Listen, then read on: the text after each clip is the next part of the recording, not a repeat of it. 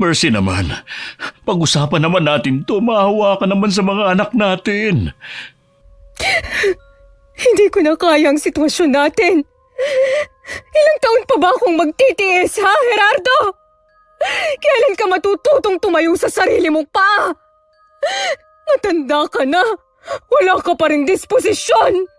Bigyan mo pa ako ng isa pang pagkakataon. Pangako, magbabago na ako. Ang dami ko nang ibinigay na pagkakataon sa'yo. Hanggat hinahayaan mong makialam ang ate mo sa pamilya natin, hindi tayo aasenso. Magsabi ka nga ng totoo.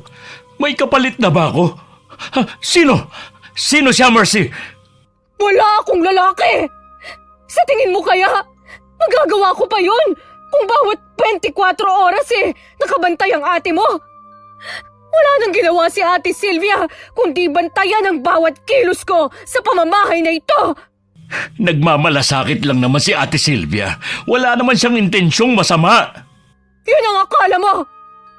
Palibhasa kasi, nauuto ka niya simula pa noon. Siya lang ang lagi mong pinakikinggan. May sarili nga tayong bahay. Pero sa bawat desisyon naman, tinidiktahan ka ng ate mo. Mabuti pa, kayong dalawa na lang ang magsama. Ngayon ka pa ba mag-aal sa balutan kung kailan malalaki na mga anak natin? Paano si AJ?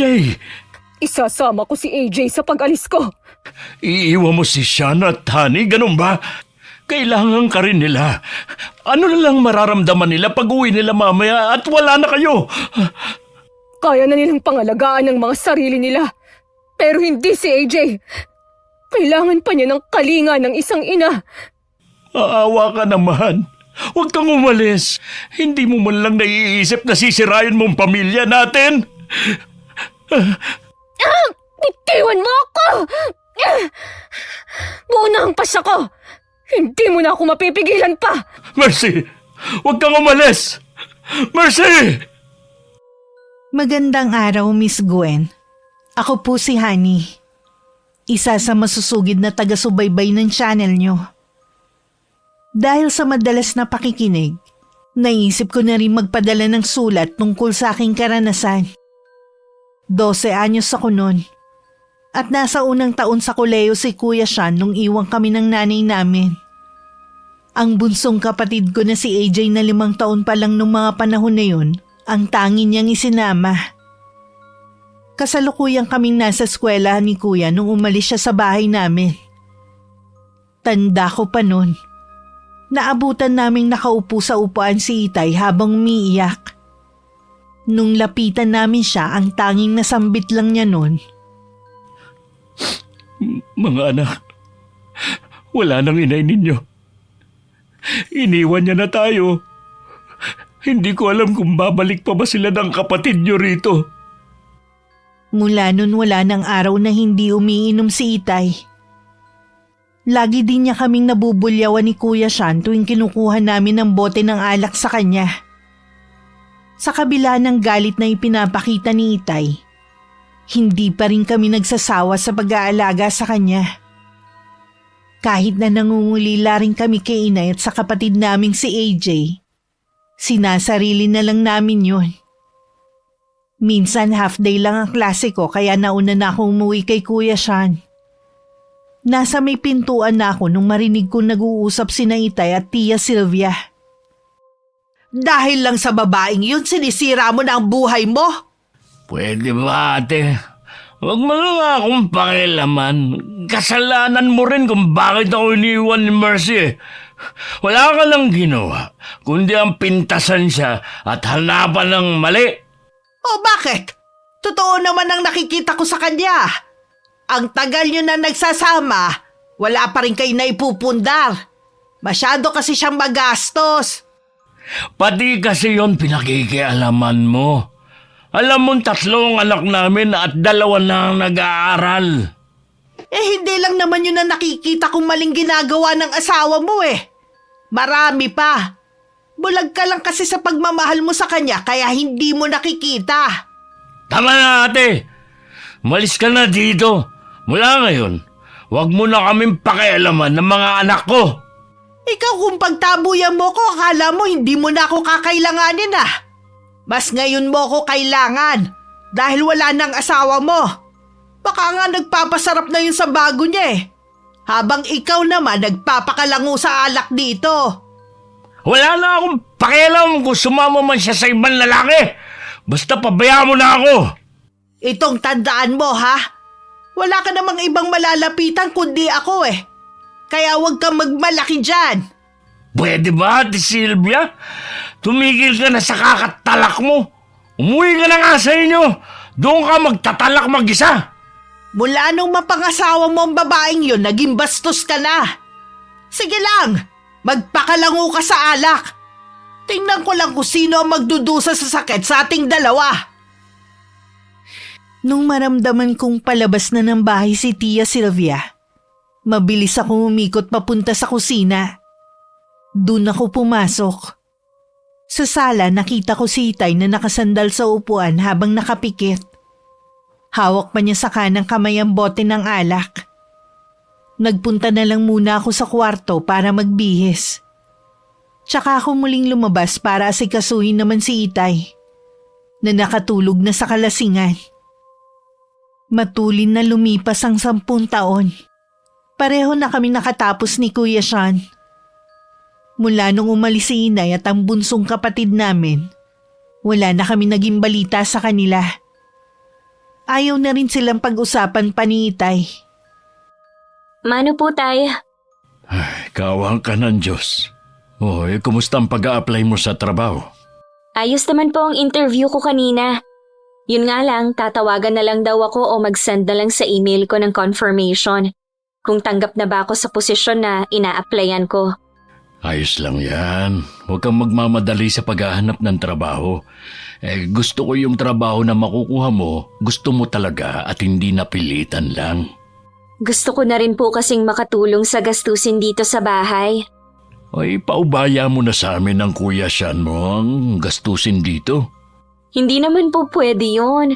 Katulad po niyan, nagpaplano ng magpakasal sina kuya at ang nobya niya. Nag-iipon na po sila. Ewan ko ba doon sa kuya mo, ba't nagmamadaling mag-asawa? 27 pa lang naman. Ako nga nagpakasawa muna sa pagkabinata bago nagpakasal. Si Ate Janet po yata ang may gusto ng magpakasal na sila ni Kuya Sean. Matagal na rin po kasi sila eh. Ay kahit na. Sabihin mo nga sa akin, meron bang tinatago ang kuya mo sa akin, ha? Ano naman po ang itatago ni Kuya sa inyo? Baka buntis na nobya niya, kaya gusto na nila magpakasal. Si tatay talaga. Hindi po yun ang dahilan. Kita nyo nga po, kapapasok lang sa DepEd hindi nun sasayangin ang pagkakataon na ibinigay sa kanya. Sa bagay nga pareho pa talaga sila ng propesyon ng kuya mo. Magkaiba lang sila ng pinapasukan. Kung gusto na talaga nilang magpakasal nasa kanila na yun. Papayagan ko naman sila Nag-iipon po muna sila. Tingin ko matatagalan pa yun. Tama. Mag-ipon nga muna sila. Baka kasi ang maiambag ko lang isang kabang bigas. May intindihan naman po ni Kuya Sean yun. Tsaka kasal naman nila, tama lang na sila ang gumastos. Isang teacher sa elementary school dito sa amin si Kuya Sean. At may 4 na taon nang nagtuturo. Bago pa siya makapagturo sa public, pumasok muna siya ng 1 taon sa private school. Habang hinihintay ang board exam. Masasabi kong naging mabuti ang Diyos sa amin sa mga taong nagdaan. Kahit naroon pa rin ang pangungulila sa nanay namin at marami pa rin akong tanong na siya lang ang makakasagot. Umaasa pa rin ako na sana makita namin sila ulit ng kapatid ko. Nakarating naman kay Tia Sylvia ang tungkol sa planong pagpapakasal ni Kuya Sean. Kaya agad niyang kinumpronta si Itay. Ate Sylvia, ikaw pala. Nakita kasi kitang dumating Bakit ang aga mo yatang umuwi? Tapos ka na bang mamasada? Maaga talaga akong umuwi. Nahihilo kasi ako sa sobrang init ngayon. Baka naman mataas ang dugo mo. Dapat nagpapatingin ka na sa health center. Wala naman akong kakaibang nararamdaman Mainit lang talaga. Ay, ano bang sadya mo? Nakarating sa akin ng balita na balak na daw mag-asawa ni Sean. Totoo ba? Nagpaplano pa lang naman, pero hindi pa naman ako sinasabihan na mamamanhikan na kami. Sigurado ka na ba dyan sa magiging manugang mo, ha? Uy, ano naman ang ibig mo sabihin, ate? Panghabang buhay ang kasal. Ang pag-aasawa, hindi parang kanin na isusubo tapos kapag napaso iluluwa na lang. Ate, sila naman ang magsasama, hindi tayo. Ako naman hindi nagkulang ng paalala kay Sean. May tiwala ako sa magiging desisyon niya. Dapat kilalanin mo rin ang babaeng yun at ang pamilya niya. Nakakilala ko naman na si Janet. Ilang beses na siyang dinala rito ni Sean. Gaano mo ba kakilala ang pamilya niya, ha? Ang alam ko dating may pwesto sa palengke nanay niya ngayon yata naglalako na lang. Halata na wala kang alam sa pamilya ng babaeng yun Hindi naman kasi ako makikisama sa kanila kundi si Sean. Kahit na. Papayag ka ba na makapasok sa pamilya natin ang babaeng anak ng kriminal at may kapatid na adik? O isa mo naman nalaman ng bagay na yan. Inalam ko mismo. Hindi naman malayo ang kabilang barangay para magtanong-tanong ako tungkol sa babaeng yun Wala naman kasing nababanggit si Sean tungkol sa pamilya ng nobya niya. Kaya ngayon pa lang, pag-isipan mo muna kung talagang papayagan mo si Sean. Napakasalan ng babaeng yun. Ay, tatanungin ko si Sean, pero hindi ako mangingialam sa anumang desisyon niya. Kaya ko nga ipinapaalam sa iyo para pigilan mo ang plano ng anak mo. Tapos yan lang ang maririnig ko sa iyo. Ay, saka na nga tayo mag-usap. Bigla kasi sumakit ang ulo ko magpapahinga na muna ako. Sige, maiwan na muna kita. Magpa-check up ka na rin sa lalong madaling panahon, ha? Oo na, saka na lang ulit tayo magkwentuhan. Ang totoo niya, nagdahilan lang si Itay para makaiwas sa tiyahin ko. Hindi kasi siya titigilan nun hanggat hindi nakukuha ang gusto. Nasa kwarto lang naman ako at narinig ko ang pag-uusap nila. Lumabas naman ako nung masigurong wala na si Chang. Patawa talaga si Tita Sylvia. Pati pag-aasawa po ni Kuya Sean pinakikialaman niya. Nagawa pa niyang alamin ang buhay ng pamilya ni Ate Janet. Mabuti umuwi na siya. Uy, hindi ka na nasanay sa tiyahin mo. Noon pa naman ganun na yun. Kaya ayoko na pong magpakita sa kanya Sigurado na meron din siyang masasabi sa pagiging tambay ko dito sa bahay. Hindi ka niya pwedeng pagsalitaan ng hindi magaganda. Ako makakalaban niya. Alam ko naman po na ipagtatanggol niyo ko. Pero ayoko naman na mag-away kayong magkapatid ng dahil sa akin. Iiwasan ko na lang po na magkasalubong kami ni Chang. Paano mo naman gagawin yun? Kapitbahay lang naman natin siya. Kita mo nga, kaya pumunta dito dahil nakita akong dumating. Bahala na po, Tay. Basta pagtataguan ko siya. Uy, kumusta naman yung inaplayan mo? Hindi na po ako umaasa na tatawagan pa po nila ako. Tumingin na rin po ako sa online, baka po doon swertehin ako. Huwag kang magmadali. Darating din ang trabaho na nababagay sa'yo. Hayaan mo na lang si Tia Sylvia mo kung meron man siyang sinasabi. Opo, Tay. Pero gusto ko na rin na magtrabaho. Naiinip na din po kasi ako dito sa bahay Tsaka, paano nga kung biglang mag-asawa si Kuya? Ano naman? Malakas naman ang kita ko sa pamamasada ng jeep. Gusto ko rin po kasi kayong mabilhan ng mga bagay na gusto nyo. Hindi yung si Kuya lang lagi ang nagbibigay. Hindi naman yun ang mahalaga sa akin Ang gusto ko maging masaya kayong magkapatid. Wala na akong hinihiling pa. Siyempre po, Tay. Gusto rin naman namin na maging masaya kayo. Kung saan kayo masaya ng kuya mo, masaya na rin ako. Dito ka muna ha. Magpapahinga lang muna ako sa kwarto. Sige po, Tay. Tatawagin ko na lang kayo mamayang hapunan. Tuwing nakikita ko si Itay, lihim na lang ako nagpapasalamat. Dahil nalampasan niya ang malaking pagsubok sa kanya. Ang pag-iwan sa amin ni Inay. Alam kong nalulungkot pa rin siya. Siguro ayaw lang niyang ipakita sa amin yun. Ilang taon din siyang nalulung nun sa alak. Natauhan lang siya nung muntik nang mamatay si kuya dahil sa dengue. Nangako siya sa Diyos na magbabago na. Basta wag lang niyang kunin sa amin ang kapatid ko. Habang wala pa nga akong trabaho, inako ko muna ang mga gawaing bahay. Katulad ng pagluluto ng agahan. Dahil laging maagang umaalis si Itay at Kuya Sean. Kapag ako na lang ang naiiwan sa bahay, paglilinis naman ang hinaharap ko at paglalaba gaya ng araw na yun. Habang nagsasampay ako, dumating si Tia Sylvia. Kontento ka na lang ba sa mga ginagawa mo, ha? Ano pong ibig niyong sabihin? Ang ibig ko sabihin wala ka na bang balak maghanap ng trabaho? Dito ka na lang ba sa bahay? Sayang naman ang tinapos mo, no? Naghahanap naman po ako Wala pa lang pong tumatawag sa akin sa mga inaplayan ko. Baka naman basta ka na lang nag-a-apply. Wala ka man lang yatang seremonyas na ginawa.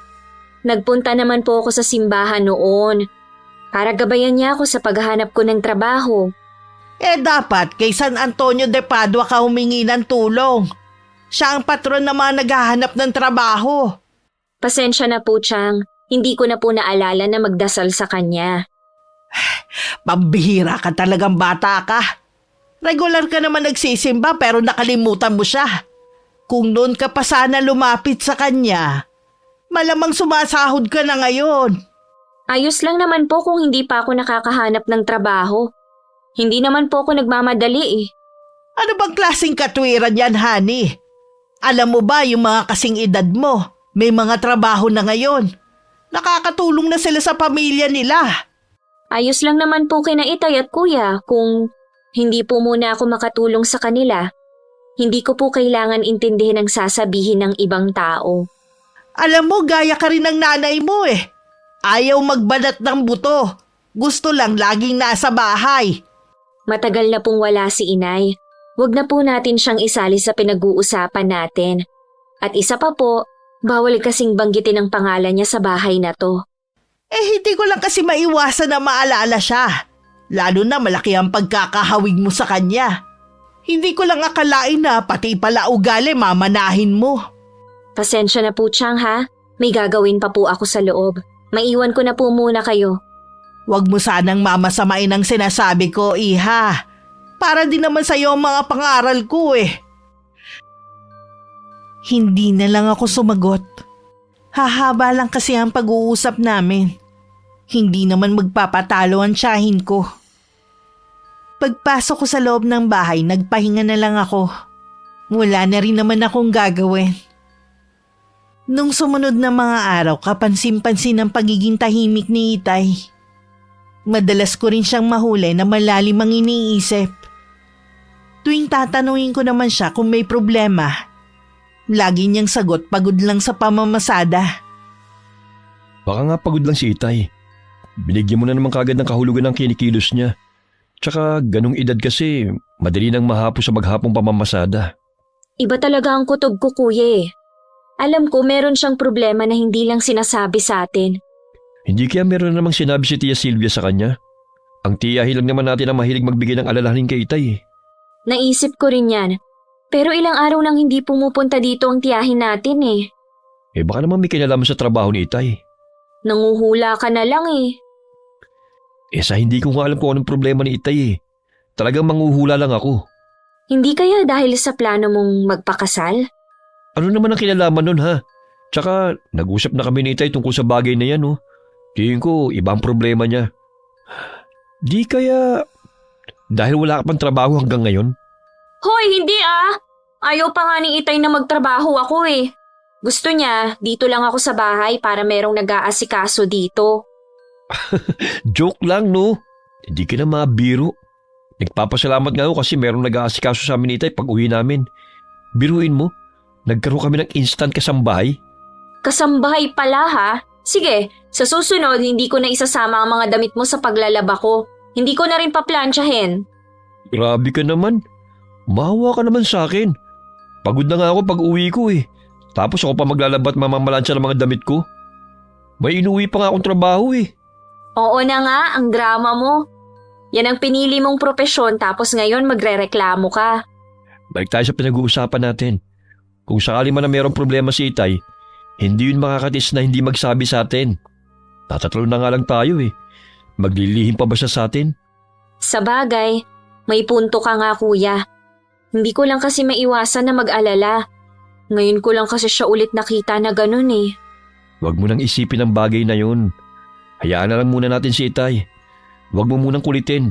Baka mainis yun sa'yo. Baka lalong hindi sabihin sa atin. Sinunod ko nga ang sinabi ni Kuya. Makalipas nga ang ilang araw, dumating si Itay na gabing-gabi na galing sa pamamasada. Yun ang unang beses na ginabi siya ng uwi. Nung tanungin ko siya bakit nun lang dumating, hindi niya ako sinagot. Sa halip hinanap niya si Kuya Sean. Gusto raw niya kaming makausap na dalawa. Bigla namang kumabog ang dibdib ko. Pero agad kong tinawag si Kuya na abala sa paggawa ng lesson plan sa silid niya. Kahit siya, nagtataka kung anong sasabihin ng aming ama. Kasalukuyang kami magkakaharap sa sala. Magkatabi kami ni Kuya Sean sa mahabang upuan at nakaharap kay Itay. Na ilang sandali ng tahimik at nakatungo. Pinapakiramdaman lang namin siya ni Kuya at sabik sa sasabihin niya. Hindi ko alam kung paano ko to sisimulang sabihin sa inyo, mga anak. Tungkol po ba saan ang sasabihin niyo, Tay? Hayaan na muna natin magsalita si Itay. Makinig na lang muna tayo.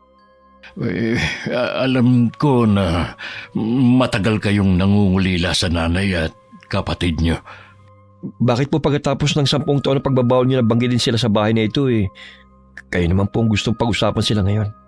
Nagkausap kami ng nanay ninyo at gusto niya nang bumalik sa piling natin. May sakit na po ba siya kaya gusto niya nang bumalik sa atin? Gusto lang niya na makasama tayo at mabuo ang pamilya natin. Nasanay na po ako na wala siya sa tabi natin. Marami pang pagkakataon na pwede siyang bumalik noon. Pero hindi niya ginawa. Hindi ko kayo pipilitin na tanggapin siya agad, pero sana bigyan niyo siya ng pagkakataong makabawi. Yun ang hiling niya. Bahala po kayo kung gusto niyo pa rin siyang tanggapin dito. Pero huwag po kayong umasa na babalik sa dating lahat. Pasensya na po, Tay. Naalala ko may gagawin pa pala ako. Kuya, huwag ka munang umalis. Hayaan mo na lang siya, anak. Sa loob ng ilang taon, saan po naglagi si inay at ang kapatid ko? Sabi niya iniwan niya si AJ sa pinsan niya na walang anak at saka nag-abroad. Meron po ba siyang bagong pamilya? Hindi na siya nag-asawa. Maniwala ka, anak. Hindi rin ganun kadali na tanggapin siyang muli sa bahay natin. Hanggang ngayon, masakit pa rin ang ginawa niya sa atin. Pero kayo ang iniisip ko.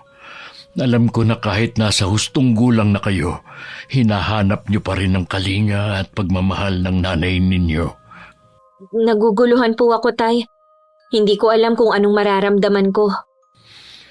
Sa inyo ng kuya mo, alam ko na ikaw ang nangungulila ng sobra sa inyong ina. Patawarin mo ko, anak, kung hindi ko nagawang gampanan ang ginagawa ng nanay mo noon. Gaya ng pagluluto ng almusal at babaunin niyo sa umaga. Puro kasi alak ang inaatupag ko noon eh. Naiintindihan ko naman po kayo noon. Wala akong tutol kung babalik na dito si inay. Sabi niyo nga po, wala naman siyang naging pamilya. Kung labag sa loob ninyo na magpakita ng kabaitan sa nanay ninyo, hindi ko kayo pipilitin. Sinabi ko naman yun sa kanya na baka magbago ang pakikitungo ninyo sa kanya. Kailan po babalik dito si nanay at AJ? Baka ang inay nyo lang muna ang babalik dito sa bahay. Nag-aaral kasi ang kapatid nyo. At sabi pa ng nanay nyo, magulang na ang turing ni AJ sa mag-asawang nag-alaga sa kanya. Sabihan niyo na lang po kami ni Kuya kung kailan uuwi dito sa bahay si inay para mapaghandaan namin. Ilang araw nang tahimik si Kuya Sean. Alam kong hindi niya gusto na bumalik sa bahay namin si inay. Kapansin-pansin din ang pag-iwas niya kay Itay tuwing lalapitan siya para kausapin. Dumating na nga ang araw na bumalik na si Inay. Nung makita ko siya, nangingilid pa ang luha niya sa mga mata. Malaki na rin na nadagdag sa edad niya. May mga puti na rin siyang buhok. Magkaganon man, maganda pa rin si Inay. Isa-isa niya kami niyakap ni Kuya habang umaagos ang luha. Kung alam niyo lang kung gaano ko kayo gustong makita. Ay, salamat. Dininig na rin ng Diyos ang dasal ko. Nakita niyo na po ako. May gagawin pa kasi ako eh. Sandali lang, Sean. Nabanggit ng tatay mo na teacher ka ng araw. Noon pa man iyan na talaga ang gusto mo. Naalala ko pa, lagi mong tinuturuan ng mga batang kapitbahay natin noon. Pasensya na po kayo. May importante lang akong tatapusin. Maiwan ko na po kayo. Sige. Mamaya na lang tayo mag-usap. O sa ibang araw kaya? Pagpasensyahan niyo na lang po si Kuya. Naiintindihan ko naman ang kuya mo. Alam ko, galit siya sa akin. Nay, bakit ngayon lang kayo? Patawarin mo ko, anak, kung ngayon lang ako umuwi. Sana hayaan niyo akong makabawi sa inyo. Totoo po ba na nag-abroad kayo? Oo, anak. 8 taon din ako sa Hong Kong. Bago ako nag-abroad noon, ilang beses akong nagpadala ng sulat. Ipinaaabot ko kay Loida na kapitbahay natin noon. Pero wala kayong sagot. Sabi niya, pinapasabi niyo sa akin na kalimutan ko na lang kayo. Wala pa po kaming sulat na natatanggap. Hindi rin po namin siya nakakausap noon. Ano? Kung ganun, nagsinungaling siya sa akin. Kailangan ko siyang makausap para linawin ang lahat. Ayokong isipin niyo na nagsisinungaling ako. Hindi niyo na po siya makakausap, Nay.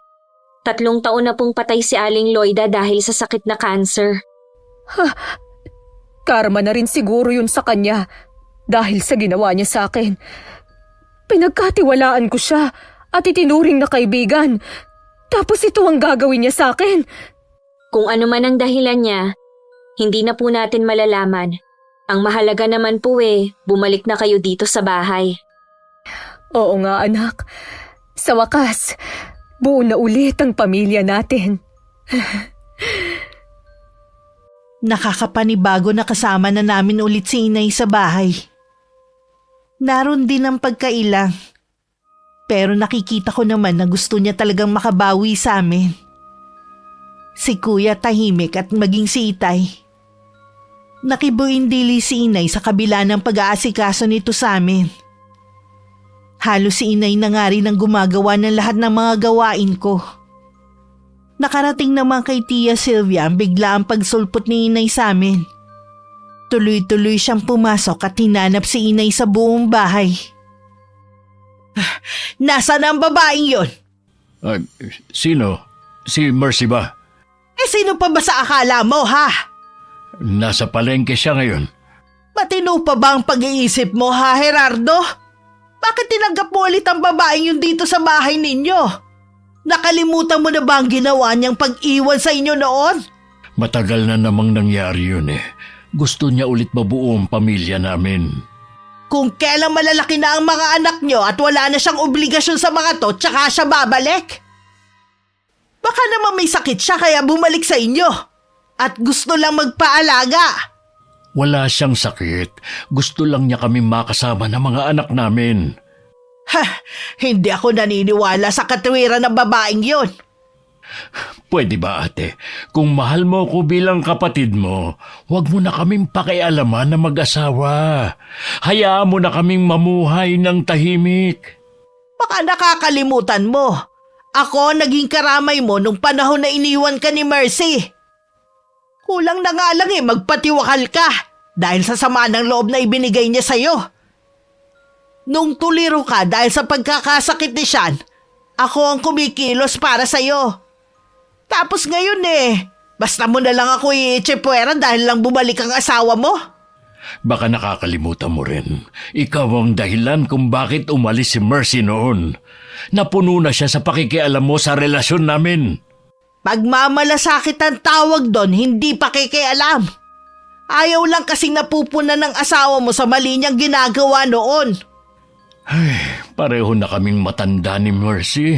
Ayaw na naming balikan ang mga panahon na lagi na lang kaming nag-aaway. Gusto na lang naming mamuhay ng tahimik. Iisa lang ang buhay natin. Wala naman sigurong masama kung pipiliin naming maging masaya sa mga natitirang taon ng buhay namin. Bahala ka na nga sa buhay mo.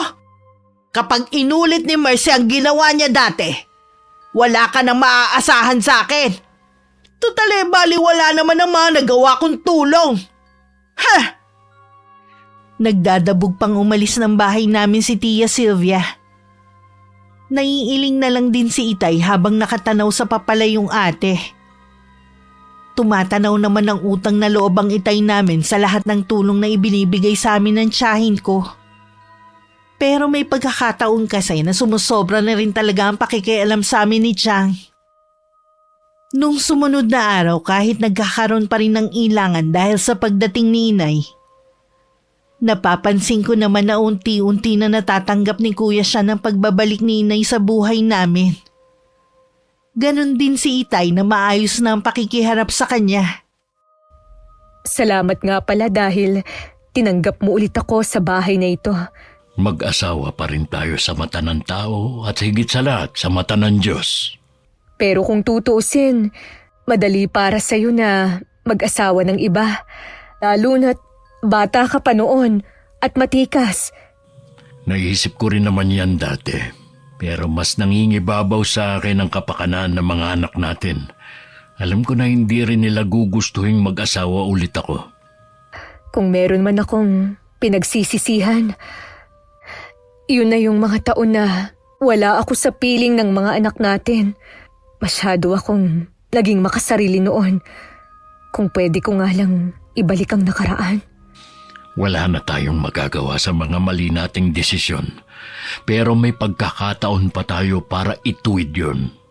Sana naman, huwag ka na magpapatalo sa emosyon mo. Hindi na talaga. Ngayon pa lang, sinasabi ko na sa'yo na hindi na ako magpapatalo sa ate mo. Hindi na ako makakapayag na sirain niya ulit ang pagsasama natin. Huwag mong isisi lahat kay Ate Sylvia. May kasalanan ka rin naman eh. Ay, siguro nga. Nagpadala ako sa galit ko sa kanya. Sinabihan ko na rin si ate.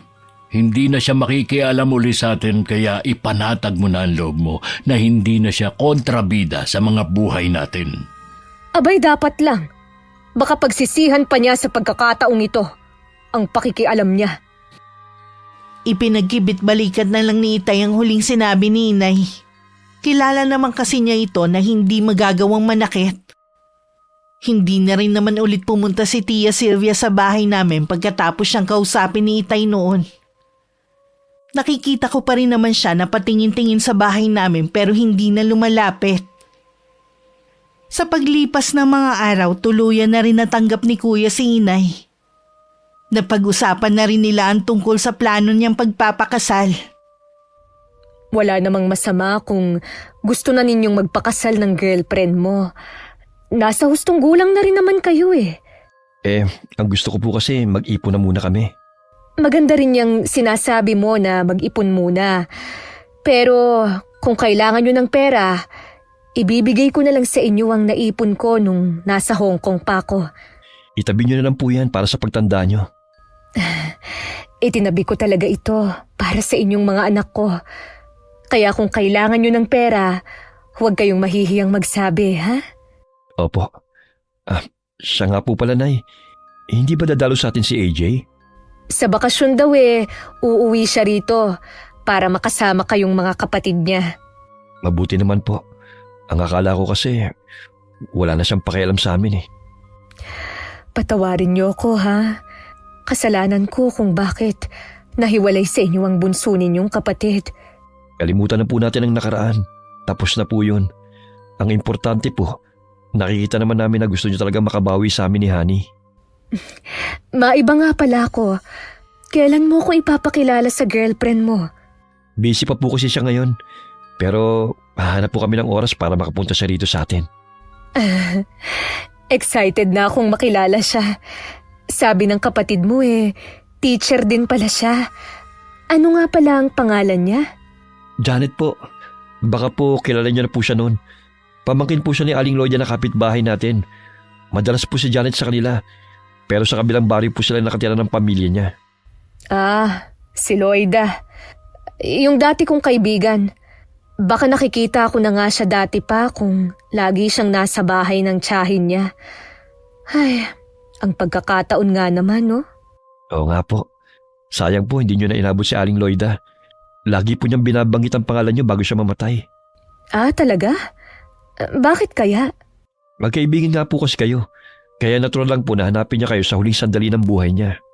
Sabi ng kapatid mo, matagal din siyang naratay bago bawian ng buhay. Opo. Nagkanda utang-utang nga po sila eh. Hindi na rin po nakapagtapos ang mga anak niya dahil sa kakapusan sa pera. Kawawa naman ang mga anak niya. Nadamay pa sa karma ng kanilang ina. Bakit yun naman po nasabi yan? Pasensya ka na anak kung wala akong maramdaman na kahit konting awa sa kanya. Mas nangingibabaw kasi ang galit na nararamdaman ko dahil sa ginawa niya sa akin. Anong ginawa sa inyo ni Aling Lloyda? Ilang beses akong nagpadala sa kanya ng sulat para ibigay sa inyo. Pero hindi pala niya inaabot. Wala nga po, Nay. Ang natatandaan ko lang po na madalas niyang sabihin, kalimutan na namin kayo. Masaya na raw po kayo sa kinaroroonan niyo. Sinadya niyo raw po kaming iwan dahil magiging pabigat lang kami sa inyo. Hindi yan totoo. Siya nga itong kung ano-ano ang sinabi na ayaw na ninyo akong makita. Na matindi raw ang galit niyo sa akin. Yun pala hindi niyo naman sinabi. Naging dahilan patuloy yun para matakot ako na makipagkita sa inyo noon. Matali kayong magkaibigan ni Aling Lloyda. Para na nga po kayong magkapatid eh. Ano kayang dahilan niya para gawin yun? Hindi na natin malalaman dahil isinama na niya sa hukay ang sagot sa mga tanong natin. Oo nga po. Ipagpasadyosa lang po natin ang ginawa niya. Sean, kahit pa pamangkin ni Lloyda ang girlfriend mo, hindi ko siya idadamay sa galit ko sa tiyahin niya. Alam ko naman po yun, Nay. Basta, sabihan mo lang ako ha, kung kailan pupunta rito si Janet. Gusto ko kasi siyang ipagluto. Opo, Nay. Ipapalam ko po kagad sa inyo. Sigurado matutuwa yun. Mahilig po kasing kumain yun eh. Akala namin tuluyan na kaming hindi papansinin ni Tia Sylvia. Halos 2 buwan na kasi siyang hindi dumadalaw sa amin. Tuwing nakakasalubong ko siya sa daan, lalapitan ko sana siya para magmano. Kaya lang umiiwas naman siya. Sabi ni Itay, hayaan ko na lang daw dahil ganun lang daw talaga ang kapatid niya. Habang si Inay lang ang naiwan sa bahay, bigla na lang sumulpot ang tiyahin ko sa bahay namin. Tuloy-tuloy lang siyang pumasok na para bang hindi nakikita si Inay. Nakasalukuyang nagpapalit ng kurtina. Wala si Gerardo, ate. Maaga siyang umalis kanina. Inarkila kasi ang jeep niya Meron kasing maglilipat. Alam ko. Nakita ko nga siyang umalis kanina Si Honey. Kaalis lang niya. May a-applyan siyang trabaho. Ilang buwan na nakagraduate hindi pa rin nakakahanap ng trabaho. Mas gusto lang yata niyang tumambay dito sa bahay Nag-a-apply naman siya, ate. Mahirap lang talagang maghanap ng trabaho ngayon. Hindi lang siyang nakakaranas ng ganun. Bakit ba kasi nagkuleo pa siya? Sana pagkatapos niya mag-high school, naghanap na siya ng trabaho. Sayang lang ang 4 na taon na ginugol niya. Mas okay pa rin, ate, na nakatapos ang mga anak ko. Para hindi nila maranasan na maliitin, gaya ko noon. Oo na, baka naman dramahan mo pa ako. Ngayon ko na napansin na wala pala kayong santo dito sa bahay niyo. Kaya kung ano-ano nakakapasok wala man lang kayong proteksyon. Hindi naman kasi kami mahilig ni Gerardo sa display na santo. Mahalaga naman sa amin Naniniwala kami sa Diyos at ang relasyon namin sa Kanya. Iba pa rin kapag may santo kayo rito. Kahit isa lang sana. Palibhasa kasi, hindi kayo marunong magsimbang mag-anak. Kaya ka lang ba nagpunta rito? Para pangaralan ako? Para sabihin ko sa'yo, ate, hindi lahat ng pumapasok sa simbahan banal. Minsan, ginagamit lang nila yon para magpanggap na mabuti sila kumpara sa ibang tao. Para yatang meron kang ibig sabihin dun sa sinabi mo ah. Alam ko na regular kang nagsisimba. Pero ang ugali mo, hindi pa rin naman nagbabago. Ikaw na babae ka. Bakit kasi bumalik-balik ka pa rito eh? Bumalik ako rito para sa pamilya ko. Hindi na rin ako papayag na manipulahin mo kami sa mismong pamamahay namin. Huwag mo na kaming pakikialaman pa ni Gerardo at maging ang mga anak namin. Nakalimutan mo na yata na sa loob ng 10 taon ako ang karamay ng kapatid ko at mga anak niya. Wala ka nga nung panahon na nag-aagaw buhay si Sean sa ospital. Hindi ko alam ang pangyayaring yun. Wala naman kasing binabanggit sa akin si Loida noon. Kung hindi ka kasi umalis noon, malalaman mo ang nangyayari sa pamilya mo. Palibhasa kasi makasarili ka. Baka nga kaya mo iniwan ang pamilya mo dahil meron kang sinamahan na ibang lalaki. Alam ng Diyos na hindi totoo yan. Nagkalinawan na kami ni Gerardo. Sana naman, huwag mo na siyang sulsulan sa mga sinasabi mong paninira sa akin. Malalaman din ng kapatid ko na nagkamali siya sa pagtanggap muli sa'yo sa bahay na to. Kapatid ka ng asawa ko. Hanggat maaari. Sana ayokong mag-aaway tayo. Kung puro lang naman hindi magaganda ang sasabihin mo, mabuti pang huwag ka nang pumunta rito. Pinagbabawalan mo ba ako, ha? Baka nakakalimutan mo. Ang lupang kinatitirikan ng bahay na to pag-aari ng pamilya namin. Kaya wala kang karapatan na pagbawalan ako. Alam ko naman yun. Ang sakin lang kasi, para lang maiwasan ng lagi nating pagtatalo. Sana kasi hindi ka nalang bumalik sa buhay ng kapatid ko. Magdadala ka lang naman ng kamalasan sa kanila. Hindi na lang kumibo si inay. Pero napansin ng tiyahin ko ang pagkuyom ng kanyang kamao. Hanggang makaalis si Tia Sylvia na natiling walang imik si inay. Ilang sandali sinara at nilak na lang niya ang pinto. Para kung sakaling bumalik ang hipag niya, hindi na to makakapasok. Bandang tanghali naman nung umuwi ako. Napansin naman ni inay ang malungkot kong mukha. Kaya alam niya na hindi ako natanggap sa inaplayan ko. Pasasaan din makakahanap ka rin ng trabaho na para sa'yo. Ang dami ko na po kasing na-applyan eh. Ano kaya ang problema sa akin? O baka sadyang malas ako? Huwag mong sabihin yan, anak. Walang taong malas. Ay, meron po at ako yun. May naisip ako. Bakit hindi ka nalang magnegosyo habang naghahanap ka ng trabaho? Wala naman po akong pampuhunan. Nahihiya naman akong humingi kay Itay. Ako ang magbibigay sa'yo ng pampuhunan mo. Talaga po, Nay? Oo, anak. Kaya huwag ka nang mag-alala. Ayoko na nakikita kang malungkot. Salamat po, Nay. Ano kaya ang pwede kong inegosyo? Dapat yung gusto mong gawin para na-e-enjoy mo rin. Naisip ko na magtinda malapit sa eskwelahan. Konti pa lang po kasi yung mga nagtitinda doon. Pwede rin yun. Tutulungan kita sa pamimili ng mga kailangan mo. Hihingi po muna ako ng permit para maging legal ang pagtitinda ko. Mahirap na po. Baka may makasilip pa sa akin. Mahigit 1 linggo lang nakakuha ko ng maliit na pwesto sa labas ng eskwelahan na malapit sa amin. Kung saan din nagtuturo si Kuya Sean. Mabenta naman ang mga paninda ko dahil walang kapareho. Ayoko rin kasi makatapak ng kapwa ko tindera. Kaya iniba ko ang mga paninda ko. Madali lang naman ang pagtitinda ko at maaga pa akong nakakauwi. Katulad na lang ng araw na yon na half day lang ang mga bata. Habang nag-aayos nga ako ng mga paninda ko, dumating si Tia Sylvia. Tia Sylvia, kayo po pala. Kumusta nga pala ang pagtitinda mo?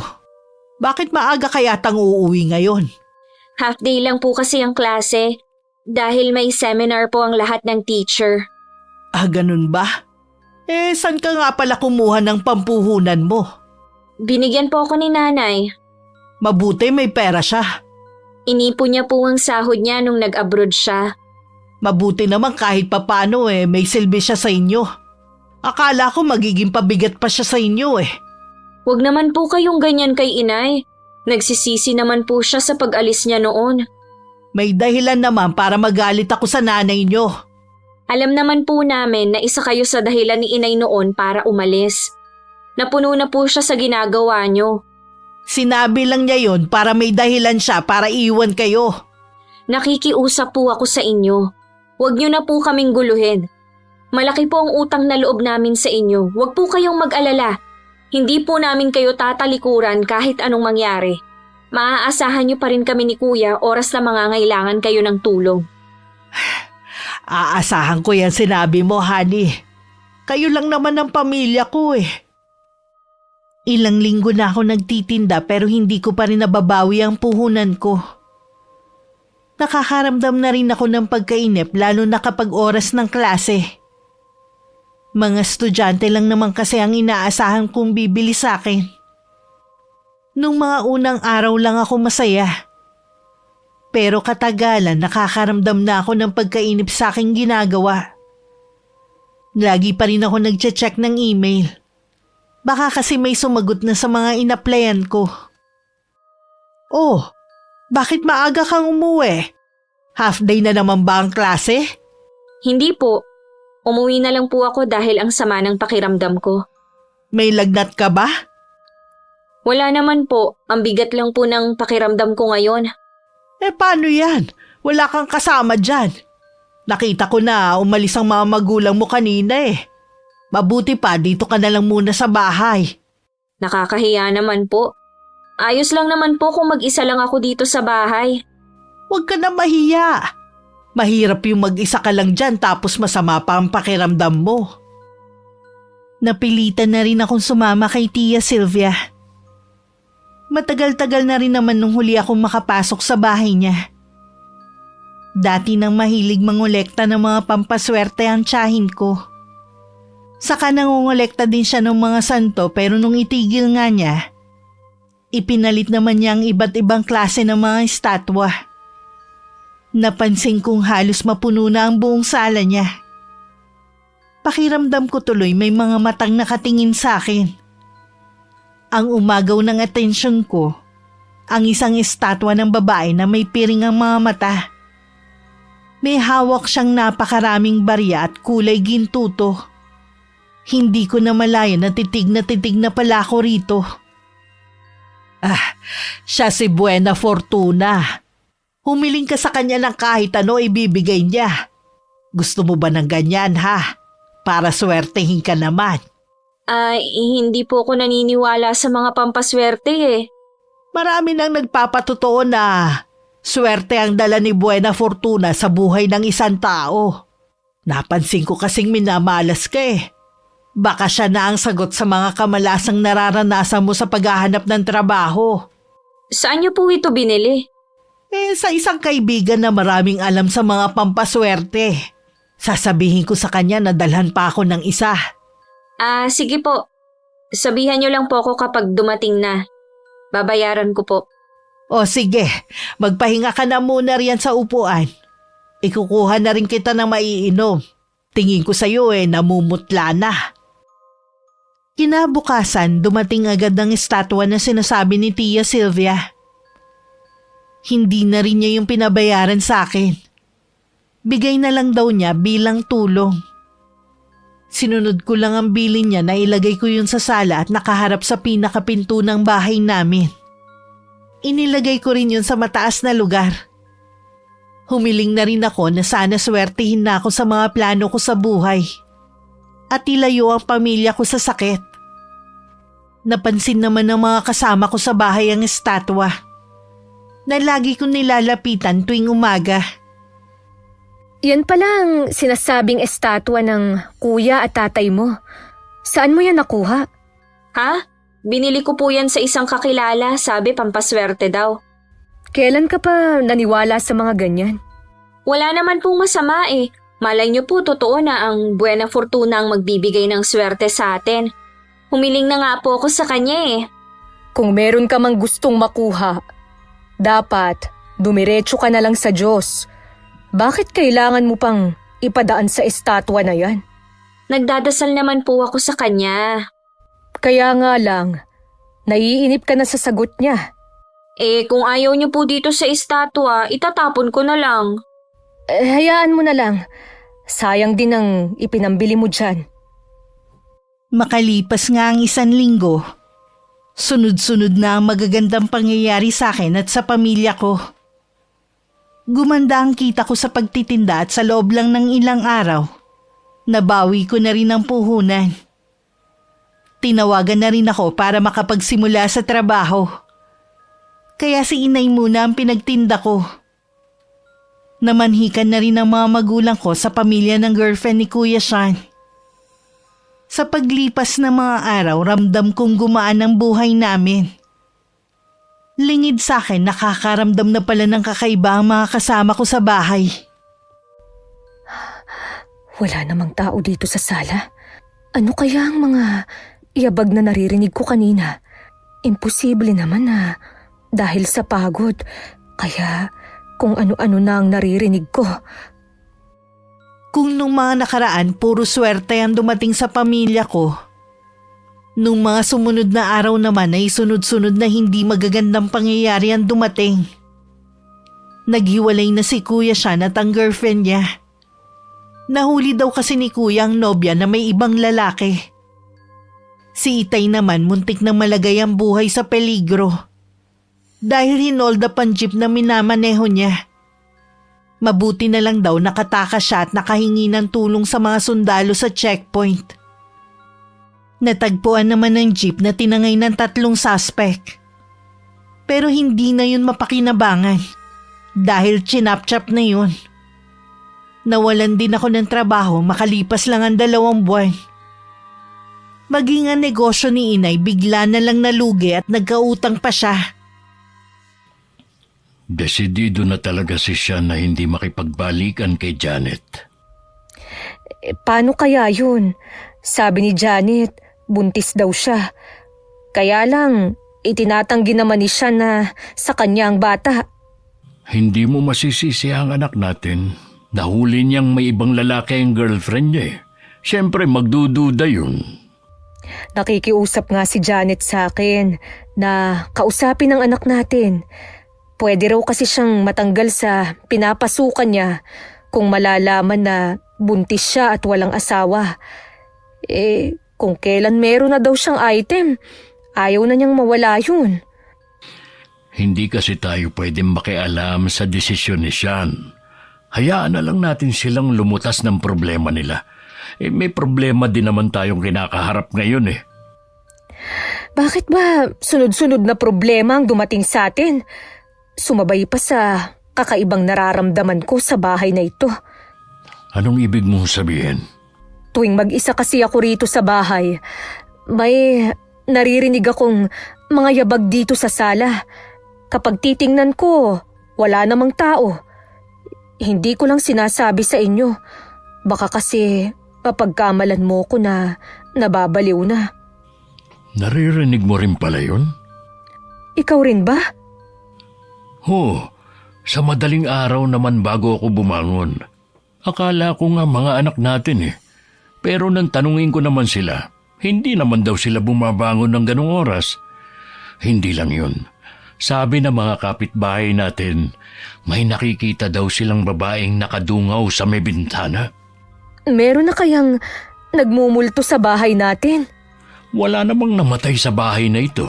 At tayo ang kauna-unahang tumira dito. Kaya imposibleng may multo. Tsaka ngayon lang naman nangyari to eh. May nagpaparamdam din kaya sa mga anak natin? Baka wala. Kasi magsasabi ang mga yun sa atin.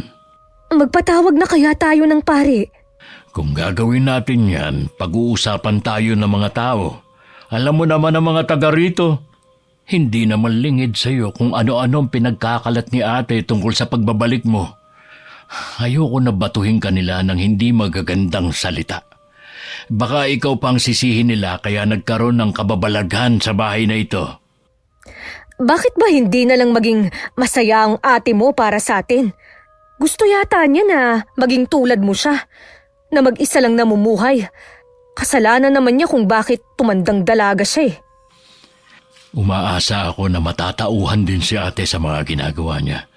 Hindi pa lang niya kasi naiisip na kapag nagkasakit siya, sa atin pa rin naman siya lalapit. Magpapausok na lang ako ng insenso sa buong bahay. Baka makatulong yun. Mabuti pa nga. Tuwing hapon nagpapausok si inay sa loob at labas ng bahay namin. Ako naman lagi lang nagkukulong sa kwarto. Nag-iisip kung bakit imbis na swertihin, mas dobleng kamalasan pa yata ang nararanasan ng pamilya ko. Hindi ko rin makausap si kuya dahil meron siyang pinagdadaanan. Biglang sumagi sa akin ang estatwa ni Buena Fortuna. Talaga bang swerte ang dala mo? Bakit sa umpisa lang tapos nagsunod-sunod na ang hindi magagandang pangyayari sa pamilya ko? Nasa kusina nun si inay nang magpaalam ako na pupunta lang sa bahay ni Tia Sylvia.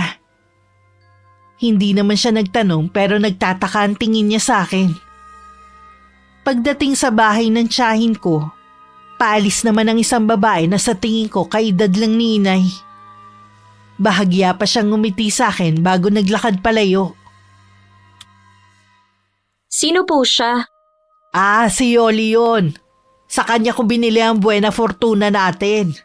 Bakit ka nga pala nandito? Wala ka bang pasok sa trabaho? Hindi niyo po ba nabalitaan? Natanggal po ako sa trabaho dahil napagbintangan po ako na nagbenta ng impormasyon sa kalabang kumpanya. Ako lang po kasi yung bago sa kumpanya eh. Mabuti nga po hindi ako kinasuhan. Di naghahanap ka na ulit ng bagong trabaho. Gusto ko na lang po muna na magpahinga. Para po kasing na-trauma ako sa nangyari. Kumusta na pala ang kuya mo at ang nobya niya? Tuluyan na po silang nagkasirang dalawa. Lalo po naghihinala si kuya na hindi sa kanya ang ipinagbubuntis nito. Doon pa naman kasi hindi ko na gusto ang babaeng yun. Kapatid mo lang kasi ang patay na patay sa babaeng yun eh. Minamalas nga po kami ngayon. Kaya nga po pala ako nandito dahil sa estatwa ng Buena Fortuna na ibinigay nyo. Hindi po kaya siyang dahilan kung bakit ganito ang nangyayari sa pamilya ko? Ano ka ba, honey? Huwag mo nga isisi sa estatwa ang kamalasang nangyayari sa inyo. Baka iba ang nagdala ng malas sa inyo. Simula lang naman po na ibinigay nyo ang estatwa na yun, tsaka nagkasunod-sunod ang masasamang pangyayari sa amin. Salamat na nga lang at walang masamang nangyari kay Itay. Sinunod mo ba lahat ng sinabi ko sa'yo? Oo naman po. Bukod tanging ikaw lang ang nagsabi na malas ka eh. Lahat naman ang bumili kay Yoli gumanda ang buhay nila at sinuwerte. Ibabalik ko na lang po sa inyo ang estatwa na yun. Hindi mo pwedeng ibalik yun sa akin. Gusto mo bang lalong malasin ha? Ikaw na ang nagmamay-ari ng estatwa na yun. Hindi mo na mababago pa. Minamalas na nga po kami dahil dun eh. Gusto ko na po yun mawala. Baka naman hindi ang estatwa ang dahilan ng kamalasan nyo. Baka naman ang nanay nyo. Kasi kayo tinanggap nyo pa ulit. Ayan tuloy ang nangyari sa inyo. Masaya na naman kayo kahit 3 lang kayo eh. Imposible po na si nanay ang dahilan. Kahit nga po siya minalas eh. Ang mabuti pa umuwi ka na sa inyo. Huwag mo na akong abalahin pa. Hindi ko masasagot yung mga tanong mo. Pakisabi na lang po kay Aling Yoli na gusto ko nang isoli ang estatwa.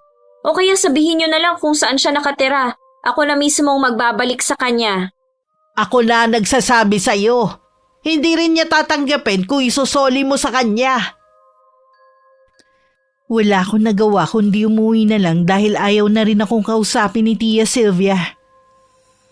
Lingid sa akin, sinundan pala ako ni inay. At narinig niya naging pag-uusap namin ni Chang.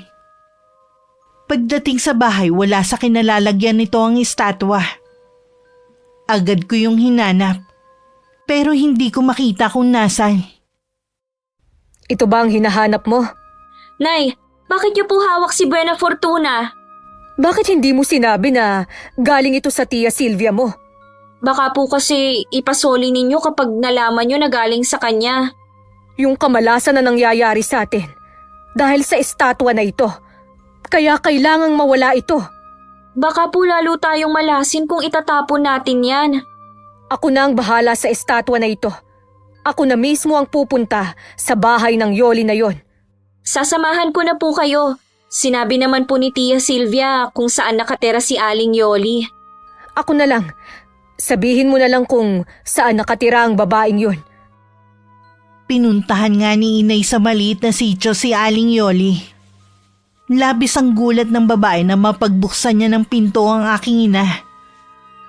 Bakas din dito ang takot kaya agad nahulaan ni inay na meron siyang tinatago.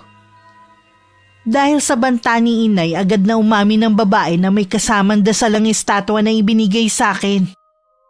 Dahil sa utos ng tiyahin ko. Sa galit ni inay, sinugod niya ang bahay ni Tia Silvia. Ano ba problema mo? Bakit basta-basta ka lang sumusugod dito? Alam ko na ang ginawa mo. Umamin na sa akin si Yoli. Nagtiwala pa naman sa iyo ang anak ko. Tapos, ganun ang gagawin mo?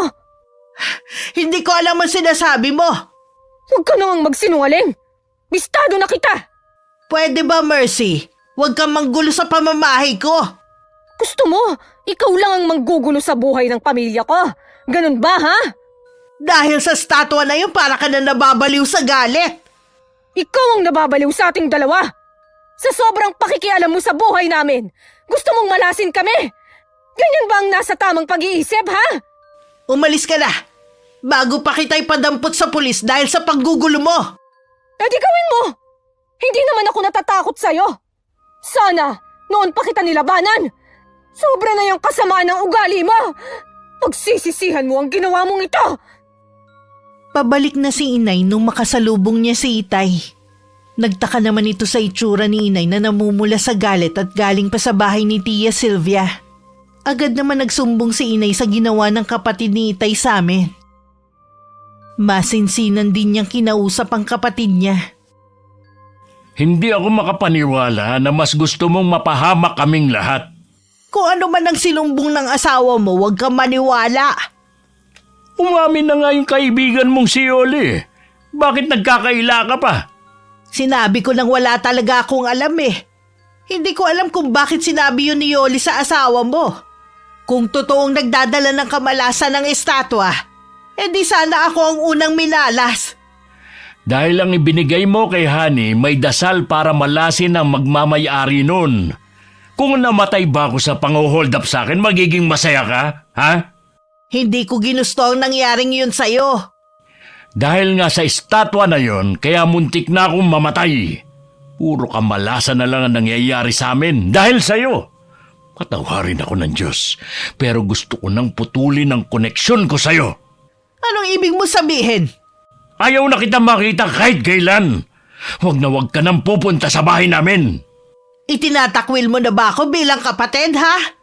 Oo, dahil gusto mong ipahamak ang pamilya ko. Gerardo, huwag mo namang gawin sa akin to. Ingatan mo ang sarili mo dahil walang mag-aalaga sa'yo kapag nagkasakit ka. Gerardo, huwag kang umalis! Binasag ni inay ang statwa pagkatapos mag-usal ng dasal na tinuro ni Aling Yoli. Mula nun hindi na sila nakakarinig ng naglalakad sa sala namin. Sinunod ko naman ang payo ng mga magulang ko na wag na muna maghanap ng trabaho. Palipasin ko daw muna ang 1 taon. Si Kuya Sean naman lalong isinubsob ang sarili sa pagtuturo. Ang mga magulang naman namin nag-isip ng pwedeng gawing negosyo sa natitirang pera ni inay. Kumuha na lang sila ng pwesto sa palengke. At doon nagtinda ng mga sari-saring gulay na inaangkat nila sa kakilala. Salamat naman. Nakakaahon na tayo kahit paano. Oo nga eh. Akala ko nga, sa dami ng mga problemang dumating sa atin, hindi na tayo makakaraos. Siguro naman napagsisihan na ni ate mga mali niyang ginawa. Sa ugali ng ate mo, malabong mangyari yan. Matagal ko na nga siyang hindi nakikita eh. Sa kabila ng ginawa niya, nag-aalala pa rin ako sa kanya. Pasensya ka na, Gerardo. Hindi ko magawang patawarin ng kapatid mo. Hindi ko alam kung mapapatawad ko pa ba siya. Naiintindihan kita. Hindi naman kita pipilitin eh. Sana lang, huwag mo kong pigilan kung sakali natulungan ko siya. Ikaw ang bahala. Lingid sa aming lahat nakausap ni Inay ang asawa ng kaibigan niyang si Aling Loida. Kagagawan din pala ng tiyahin ko kung bakit hindi nakakarating sa amin ang sulat na pinapaabot ni Inay. Inutusan din daw nito ang kaibigan na gumawa ng kasinungalingan para tuluyan na kaming kalimutan ni Inay noon. Sa nalaman tumindi lalo ang galit ni Inay kay Tiya. Wala kaming alam nung nasa Hong Kong si Inay may nakilala siyang matandang kasambahay. Bago yun umuwi, tinuruan muna siya ng kulam. Hindi man siya ganun kahusay, pero alam niyang mapaminsala rin ang orasyon na kaya niyang gawin. Ilang gabi din niyang pinagpuyatan ng orasyon na magbibigay ng matinding karamdaman sa tiyahin ko. Ayos lang po ba kayo, Nay? Namumutla kasi kayo eh. Ilang gabi na kasi akong laging puyat eh. Bakit naman po kayo nagpupuyat? Alam ba ni Itay? Hindi niya alam, kaya huwag mo nang banggitin sa kanya. Ano bang pinagpupuyatan ninyo? Meron kasi akong binabasa na libro. Ang ganda kasi ng kwento. Baka naman po magkasakit kayo niyan. Huwag kang mag-alala. Tapos naman na kaya maaga na akong matutulog. Siya nga pala, mukhang okay na ang kuya mo ngayon ah. Oo nga po. Nakakatawa na po siya ngayon eh. Mabuti naman kung ganon.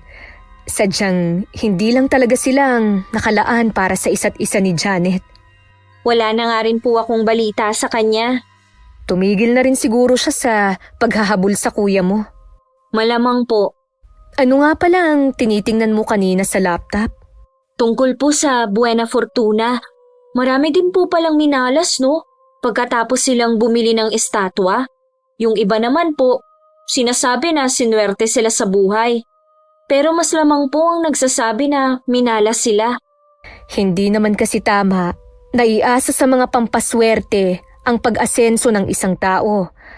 Kailangan sipagan at samahan na rin ang dasal sa nag-iisang lumikha. Oo nga po. Dahil po sa akin minalas tayo. Ako ang nagdala ng estatwa na yun dito eh.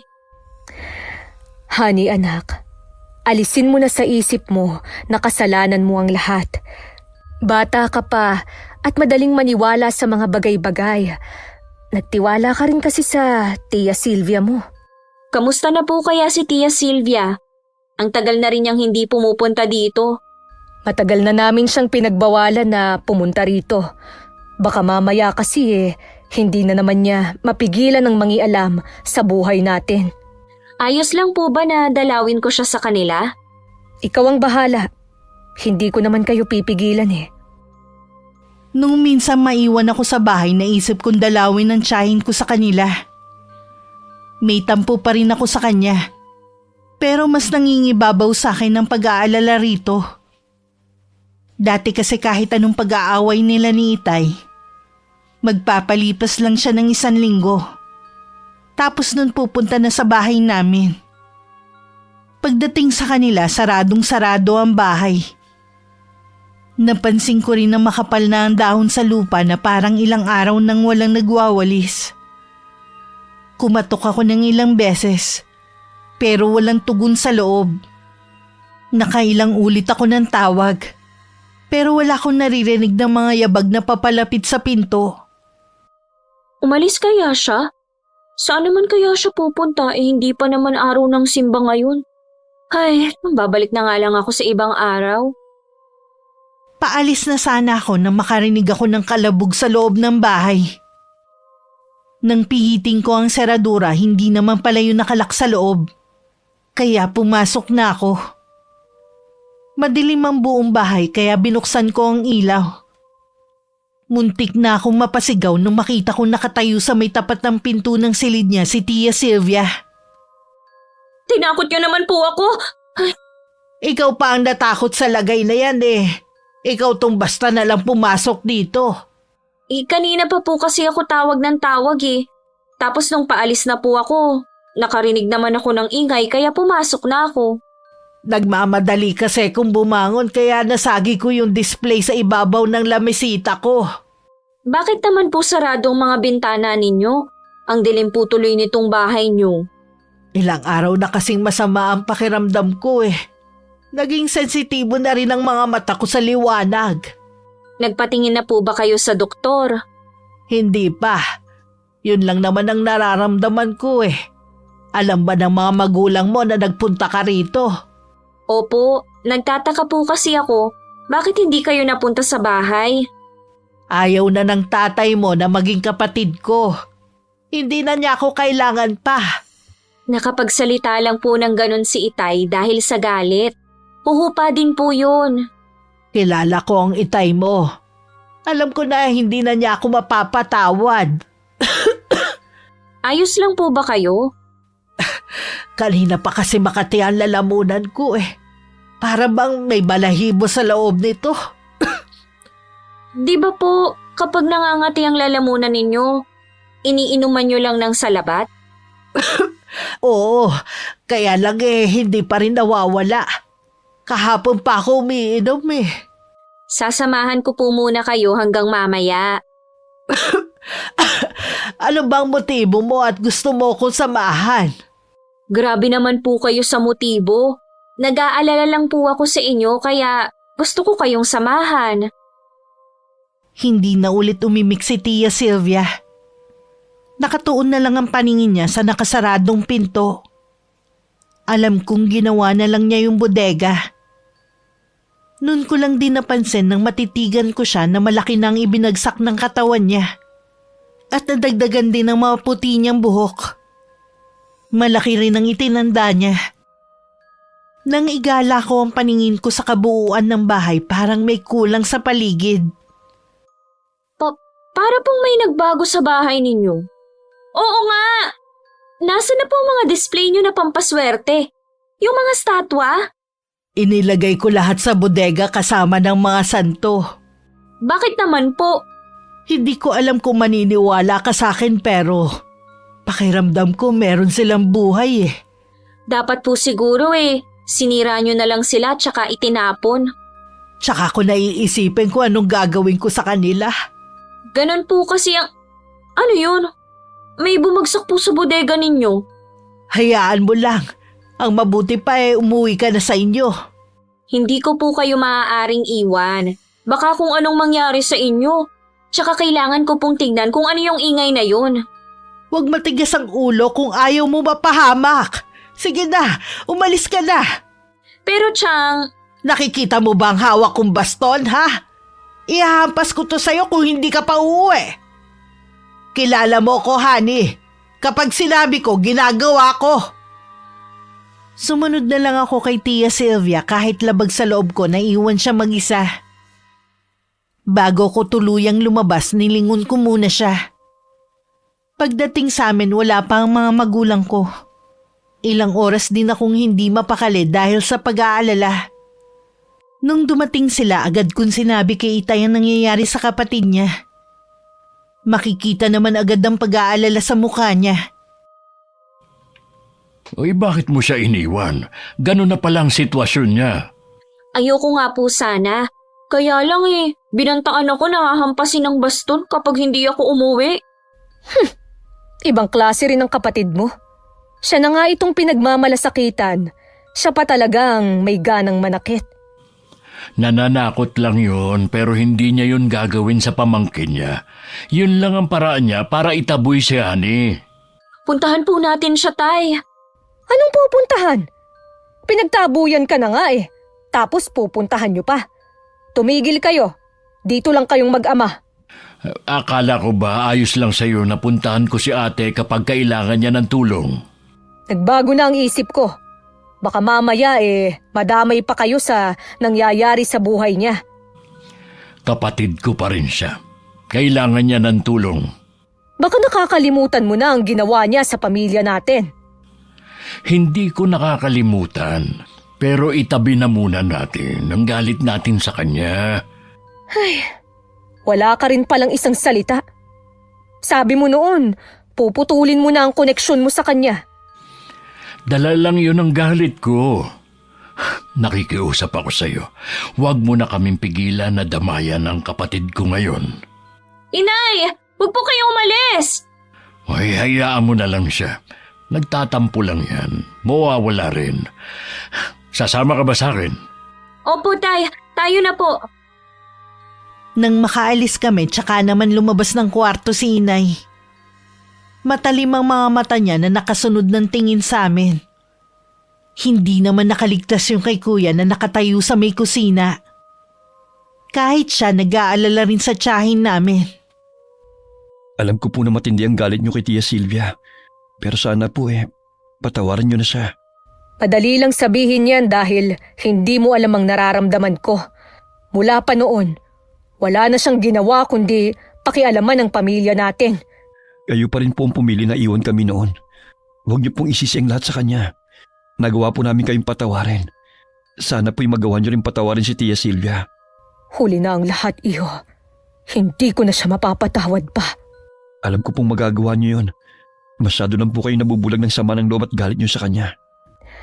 Hindi mo kasi ako naiintindihan.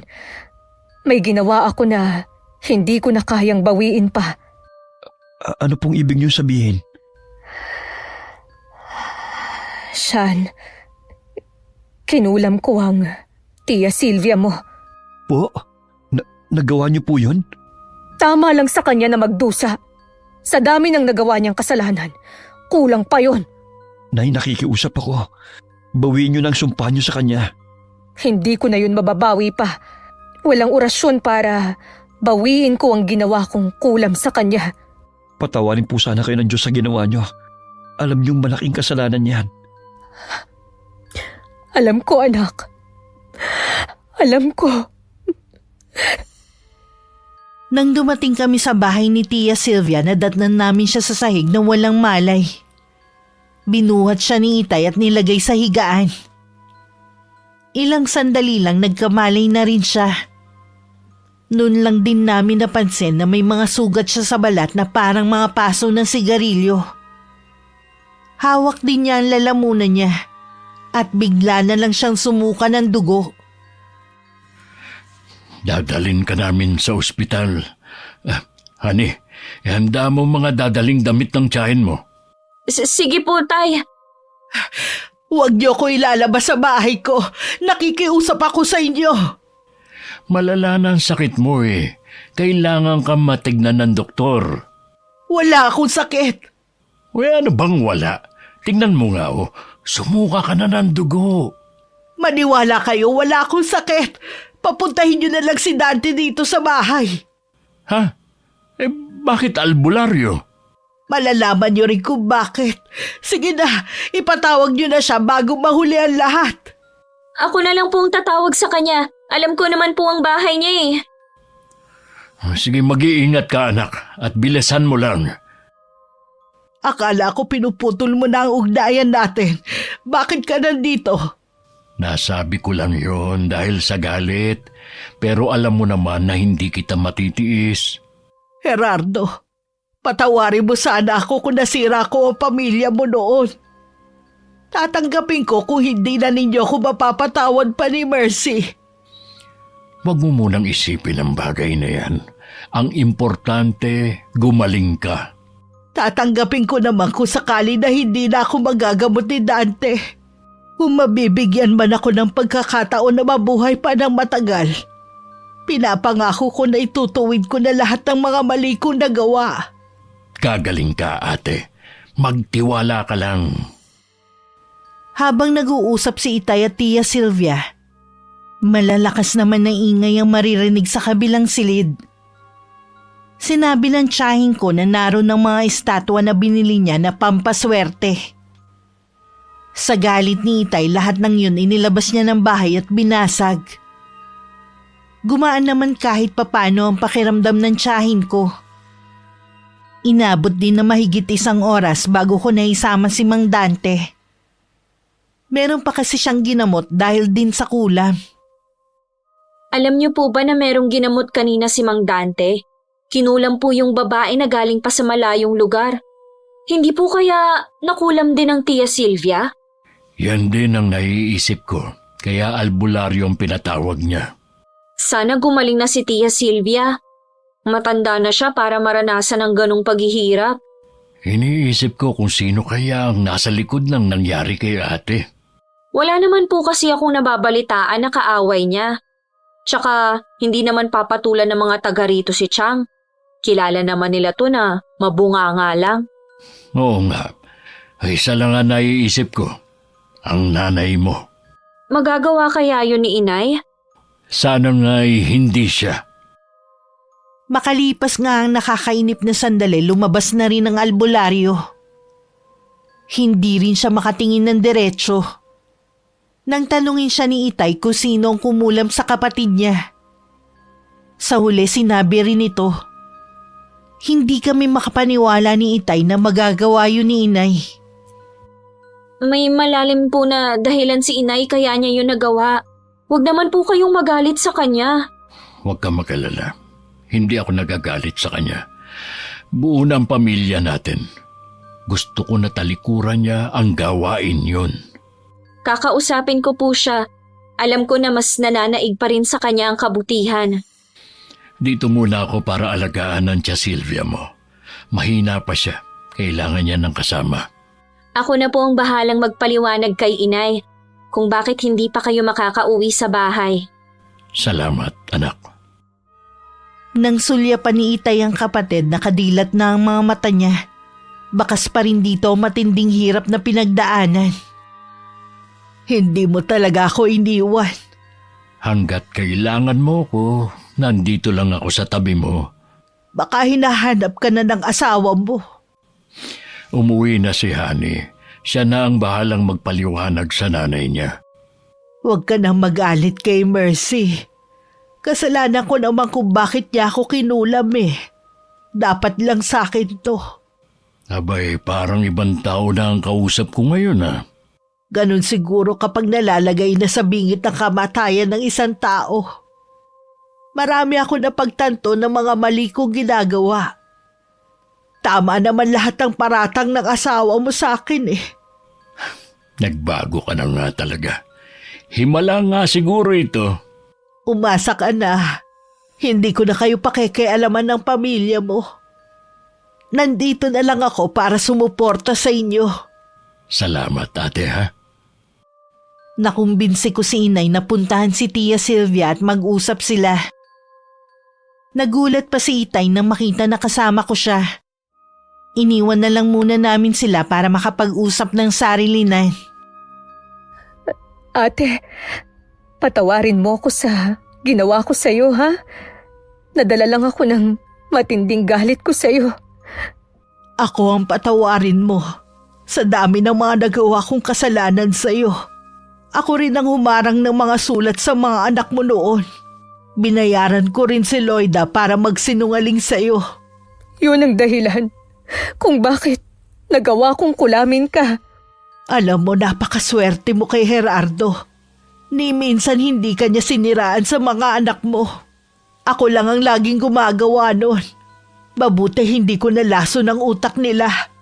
Kalimutan na lang natin yon. Magaling ka na ba, ate? Oo, magaling na ako. Huwag ka na makonsensya sa ginawa mo. Isipin mo na lang naging daan yun para matauhan ako sa mga ginagawa ko. Hindi ko na ulit gagawin yon. Pangako. Pwede ba ulit tayo magsimula bilang magkaibigan? At kalimutan na ang nakaraan? Oo naman, ate. Matagal ko nang gustong makasundo ka. Wala akong kapatid kaya sabik din akong magkaroon ng matatawag na ate. Sa labas ng pinto nakasandal si Itay. Nagpahid pa siya ng luha sa mga mata. Sa wakas nagkabati na rin si Inay at Tia Sylvia pagkatapos ng ilang taon nilang alitan. Salamat naman, matatahimik na rin ang pamilya natin. Oo nga po, mabuti na lang. Nagkausap na rin sila at nagkabati. Nagsisisi rin naman si Inay sa kanyang nagawa. Mabait naman ang inay niyo. Minsan lang talaga, iba nagagawa ng galit sa tao. Tama ka, Tay. Kaya nga mas pinili ko na lang na isubsob ang sarili ko sa trabaho kaysa makagawa ko ng hindi maganda kay Janet. Kuya, mabuti sumunod ka dito. Para kasing kinalimutan niyo na ako eh. Kaya ako na lang kusang pumunta rito. Talaga bang hindi na kayo magkakaayos pa ni Janet? Malabo na. Lalo na umamin na rin siya sa akin. Wala siyang magagawa kundi makisama sa ama ng anak niya. Huwag kang mag-alala, kuya. Darating din ang para sa'yo. Oo naman. Sa ngayon focus muna ako sa pagtuturo. Bata ka pa naman, enjoyin mo rin muna ang buhay binata. Kapag may pamilya ka na kasi, sila na ang prioridad mo. Marami ka na rin kailangang isantabi, pati sarili mong pangarap at kaligayahan. Opo, Tay. Tatandaan ko po yan. Ay, mabuti pa siguro umuwi na lang tayo. Hayaan na lang natin ang nanay nyo na mag-asikaso sa tia Sylvia nyo. Mabuti pa nga po. Naririnig ko po na nagtatawanan na sila sa loob ng silid. Mula nang magkasundo sina Inay at Tia Sylvia, higit pa sa pagkakaibigan na nabuo sa kanilang dalawa. Para silang magkapatid na hindi mapaghiwalay. Minsan nga kapag nag-aaway ang mga magulang ko, mas kinakampihan ni Chang si Inay. At minsan na pagtutulungan pa si Itay. Hindi ko maiwasang mapangiti habang inaalala ko ang mga sandaling yon, Miss Gwen. Sa ngayon po kasi malayo ako sa aking pamilya.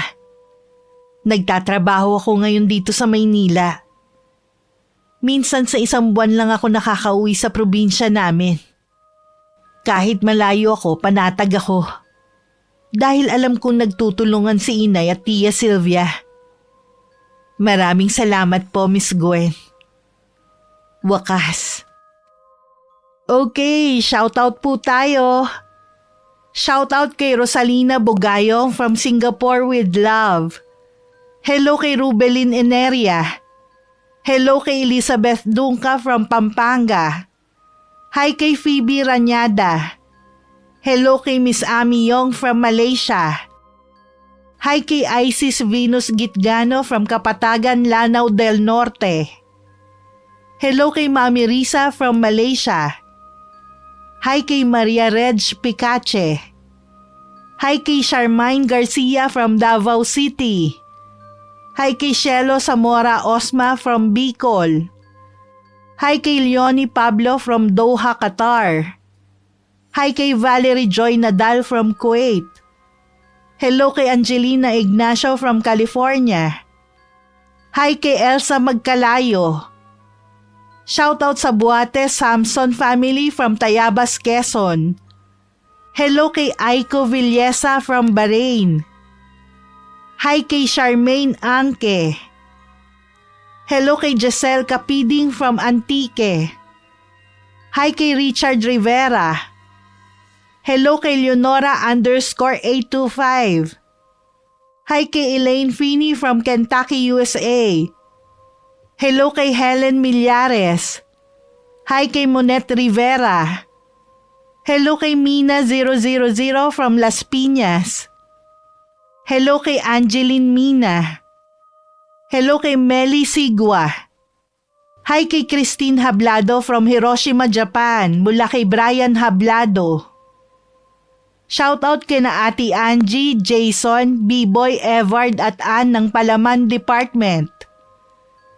Hello kay na Maria Ferry and Glenn Mark na laging nakasubaybay. Salamat po. Shoutout kay na Eloisa, Sabel, Maika, Sheena, Zai, Erica, Nick, June, Gilbert, Hermie at Tata from RSJM Company. Hello po sa inyo. Hi kay Jane Pacheco from Baras, Rizal. Shoutout sa Dasa and Gaycoso family from Libon, Albay, Bicol. Hi kay Mama Mia 5556. Hello kay Lani Navarro at sa lahat ng mga kasamahan mo na nakikinig from Pakil, Laguna. Hi kay Alicia Fakesh. Hello kay Kimpoy Feliciano. Hi kay Arvid Shane Hoiberg. And hello kay Mifran Azul. Marami pong salamat sa patuloy na pagsuporta at pakikinig. Ingat. God bless. Mercy naman, pag-usapan naman natin to, maawa ka naman sa mga anak natin.